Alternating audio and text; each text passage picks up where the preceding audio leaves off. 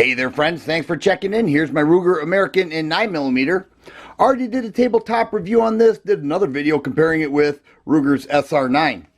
Today I took it to the range, put about 200 rounds through it, and I was fully expecting the gun to perform excellent and reliable and accurate. I figured it'd eat up any recoil that the 9mm had to offer, which is minimal, but this is a 30 ounce plus gun. It's a full-size gun. So I don't know if many guys plan to carry it, but if they do, you know, it's pretty thick there, you know, but it feels great. There are some things I like about the gun. I like the way it looks. I actually do like the palm swells added on here. Some of the lines are very nice. The sights are nice and large. I do have Novak sights. And I've had other people mention that, you know, you can't charge it off your leg, and that's true. But as far as the range visit goes, they pop out at you. And I did enjoy the trigger. I thought it was very good. I have to admit though, I had a couple failures to eject within the first magazine. And I was hoping it wouldn't be a consistent theme throughout the range visit. You know, is this going to be something I'm going to have to deal with? And it really wasn't. It was just within the first 10 rounds or so. And I had to charge the gun, and it functioned fine after that. A couple hundred went through it without issue at all. I was expecting my knuckle to get beat up because I did watch Military Arms Channel review, and he and other guys he was with were shooting the gun, and they had a problem with this piece right here rubbing up against the knuckle as the gun fired, and creating a little bit of problem there. And I went there expecting that to happen, and that was one of the things I was definitely going to look for. And after 3 magazines, it didn't even affect me at all. Now, after a little while, I did have a little mark there. Once again, it was in my case, it was nothing. It may have been the way I hold the gun. It may have been the way my hand fits with this grip, outer molding, whatever the case. It was fine for me, so no problem at all. One of the things that I did learn watching his video, though, is that when you have a full magazine and you slam that thing home, it does chamber the gun. Well, it didn't do it that time. Let's see. Just like that. It chambers the gun.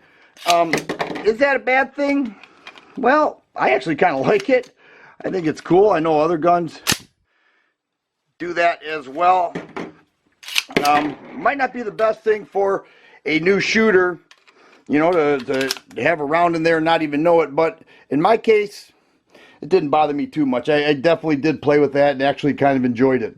The trigger on the gun was pretty nice, I have to say. And I mentioned this in the tabletop, that the trigger right around 5.5 pounds was nice. I felt that the reset was fine, double taps, 3-shot bursts, things like that.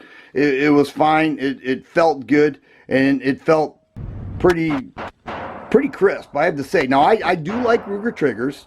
I do like the trigger on the SR9, and these feel identical to me. The reset didn't bother me at all. It's almost at full position, but not too bad. The accuracy I felt was very good. Here's a shot of me shooting from about 8.5 yards. Each shot hit the black target. Each shot was on target. So, and also I didn't, you know, line up each shot, and, you know, I just fired the gun. I lined it up and fired the gun. So I felt it was good. Now it should be. It's got 4.2-inch barrel. It should be accurate. There's no reason why it shouldn't. And it was. So my shooting impressions were positive with the gun. I liked the way it functioned. I liked the way it felt. And I don't worry about those 2 failures, because a gun right out of the box could be a problem. I know some Glock guys say, you know, I fired my Glock for 10,000 rounds and never had 1 failure. And that may be true. I'm not saying that's not true, but some other guns may have a failure to feed, failure to eject, whatever. It happens. It happened here. Didn't bother me in the least. 200 rounds or so. Had 2 failures in the first mag. To me, that's a successful range session, and that's what I experienced. So I have to say, I do like the Ruger American. I talked to some other guys at the range who shot it, and I asked their opinion, and they said they enjoyed it as well. If you like videos like this, please subscribe and share. I always appreciate the thumbs up button. Thanks for watching, and you guys be safe.